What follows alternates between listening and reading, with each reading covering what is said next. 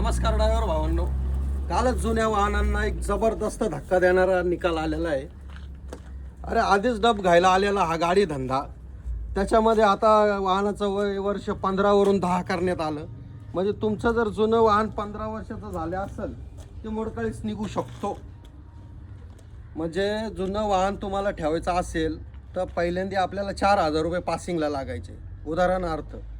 आता त्याचे 10 पट रक्कम भरायची आणि त्याच्यानंतर ते वाहन चालवायचं. म्हणजे सामान्य माणसांनी नवीन गाडी घ्यायचीच नाही. त्यांनी श्रीमंत माणसाकडे ड्रायव्हिंग करायची आणि त्यांचीच गाडी चालवायची. कारण सिंगल मालकाने जर गाडी घेतली नवीन, तिचे 5 वर्ष हप्ता भरण्यात, बँकेचे हप्ते, फायनान्सचे हप्ते भरण्यात 5 वर्ष जाणार. उरले 5 वर्षे त्याचे टायर टप्पे, पेपर खर्च, मेंटेनन्स खर्च. मग ह्या धंदा आहे तरी काय? या धंद्यामध्ये उठ सुटतेच.